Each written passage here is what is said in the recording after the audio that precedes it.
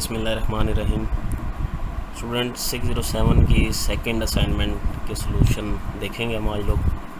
बिल्कुल ही हलवा किस्म की असाइनमेंट है ये।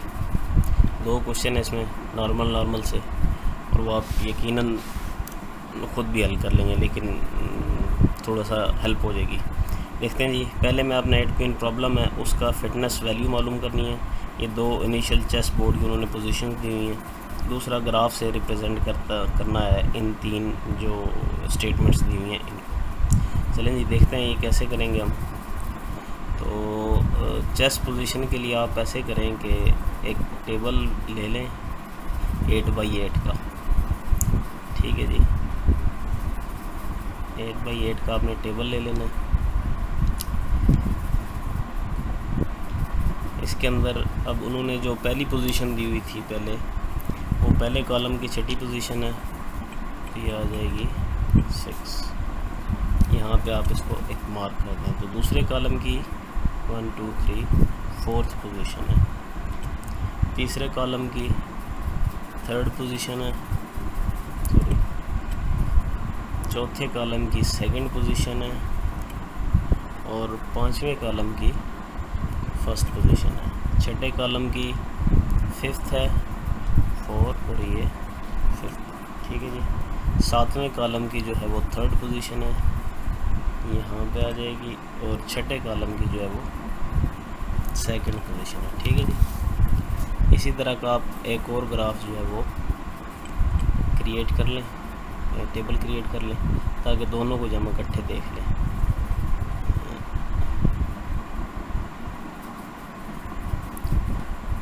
इसकी पोजीशन हम साथ साथ बना लेते हैं। अच्छा जी, जो 2nd पोजीशन दी हुई उन्होंने वो 1st कॉलम का 7th है, 2nd का 4th है, 1 2 3 और ये 4th, 3rd का 2 है,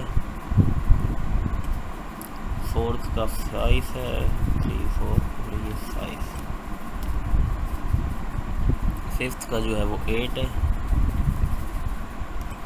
7 का 2 है, और सॉरी 6th का 2 है, 7 का 1 है, और 8th का भी 2 है। तो यहाँ से हमने ये पोजीशन जो है वो सारी की सारी बना ली है। अब हमने इसकी फ़िटनेस मालूम करनी है।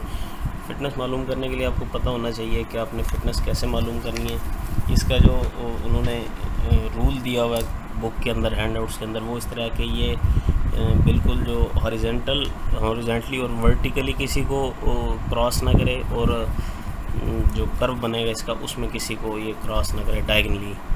तो उसके लिए हम इसको देख लेते हैं जी। जो हमारी ये पहली है क्वीन, ये इधर से जा रही है, इधर किसी को क्रॉस नहीं कर रही, ऐसे भी किसी को क्रॉस नहीं कर रही, और ये डायगनली भी किसी को क्रॉस नहीं कर रही। तो ये हो गया हमारा, इसका फिटनेस अभी तक हमारे पास 1 आया है। ठीक है जी।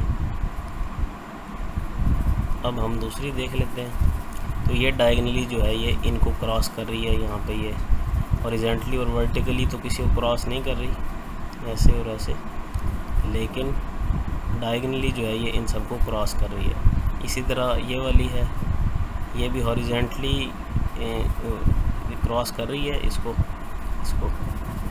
और वर्टिकली किसी को क्रॉस नहीं कर रही, लेकिन डायगनली ये इनको क्रॉस कर रही है। इसी तरह ये भी डायगनली जो आपस में क्रॉस कर रही हैं, ये भी डायगनली क्रॉस कर रही हैं। तो ये सारी की सारी फिटनेस में हमारे नहीं आती।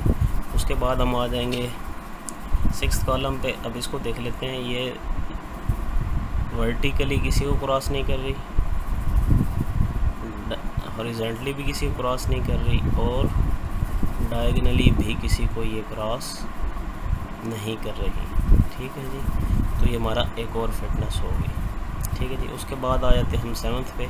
ये डायगनली इसको क्रॉस कर रही है, यहाँ पे सॉरी 1 लिखना था, ये इसको क्रॉस कर रही है, तो ये हमारे फिटनेस में नहीं आएगी। सेम इसी तरह लास्ट वाली ये भी डायगनली इसको क्रॉस कर देगी।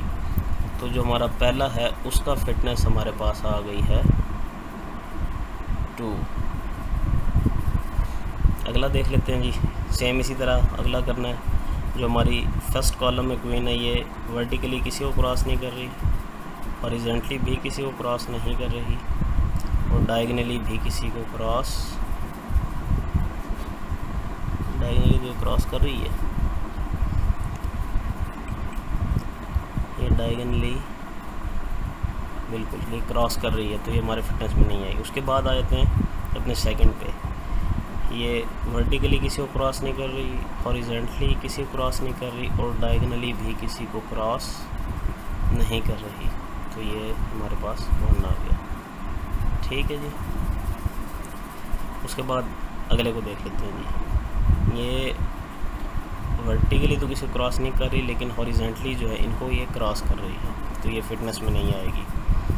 उसके बाद नेक्स्ट देख लेते हैं जी। ये वर्टिकली किसी को क्रॉस नहीं कर रही, डायगनली हॉरिजॉन्टली भी क्रॉस नहीं कर रही, और डायगनली ये किसी को क्रॉस नहीं कर रही, तो ये हमारी फिटनेस में एक और आ जाएगा। उसके बाद हम नेक्स्ट देख लेते हैं। हॉरिजॉन्टली क्रॉस नहीं कर रही, वर्टिकली भी क्रॉस नहीं कर रही, और ये डायगनली किसी को क्रॉस नहीं कर रही है। ठीक है जी। ये और ये डायगनली किसी को क्रॉस नहीं कर रही, तो हमारे पास एक और फिटनेस आ गई है। ठीक हो गया जी। उसके बाद आ जाते हैं हम नेक्स्ट पे। ये डायगनली क्रॉस कर रही है इसको, ये वाली भी डायगनली इसको क्रॉस कर रही है, और नेक्स्ट जो है लास्ट वाली वो भी डायगनली इसको क्रॉस कर रही है, तो इसकी फिटनेस हमारे पास आ जाएगी वैल्यू 3। ठीक है जी। तो ये तो था पहले क्वेश्चन का आंसर। उसके बाद जो है हमने जो ग्राफ बनाना है वो देख लेते हैं। हमने ग्राफ कैसे बनाना है।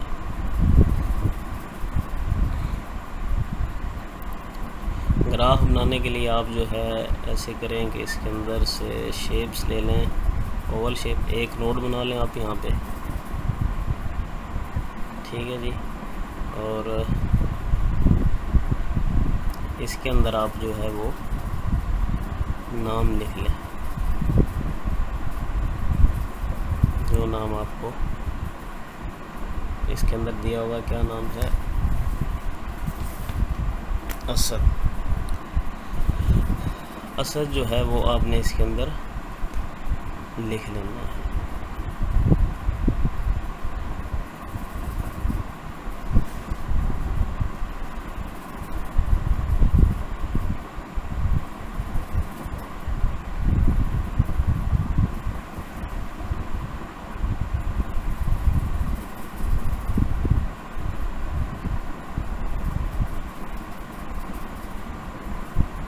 चलें, ये यहाँ पे लेट्स सपोज कि हमारे पास हो गया असद का नोड आ गया हमारे पास, ये वाला। ठीक है जी। ये नोड हमारे पास असद का है। इसी तरह का एक और नोड हम बना लेते हैं। दूसरा नोड जो है वो बनेगा ज़ैनब का। तो ये नोड आ गया ज़ैनब, ये आपने इनके अंदर लिख लेने हैं। और जो तीसरा नोड है वो बन जाएगा अली का। ठीक है जी। अब इनके दरमियान जो हमने एसोसिएशन इनकी डालनी है। कैसे है जी? Asad is Ali's father. ठीक है। तो असद जो है वो अली का फादर है, उसके लिए आपने इसको रिप्रेजेंट कैसे करना है? एक एरो लेना आपने, वो असद से अली की तरफ खींच देने। ठीक है जी। उसके बाद जो नेक्स्ट है Zainab is Ali's mother, same इसी तरह ज़ैनब की तरफ से एक एरो लेना है और वो आपने अली की तरफ खींच देना है। ठीक है जी। तो ये इतनी सी सिर्फ असाइनमेंट थी, आसान है बिल्कुल। ये दूसरी ग्राफ वाला जो क्वेश्चन है, ये अगर आप हैंड आउट खोल के पेज नंबर 93 देखेंगे तो वहाँ पे भी आपको सेम जो है क्वेश्चन मिल जाएगा। इसकी एग्जांपल सिर्फ नाम चेंज है, बाकी सारी की सारी वही है। ये वहाँ से भी आप इसको टैली कर सकते हैं। तो ये था सॉल्यूशन। उम्मीद आपको पसंद आया होगा, समझ आ गई होगी इसकी 8 यूनिट प्रॉब्लम की और ग्राफ रिप्रेजेंटेशन की। तो चैनल को सब्सक्राइब ज़रूर कीजिएगा, वीडियो को भी लाइक कीजिएगा। नेक्स्ट टाइम तक के लिए अल्लाह हाफ़िज़।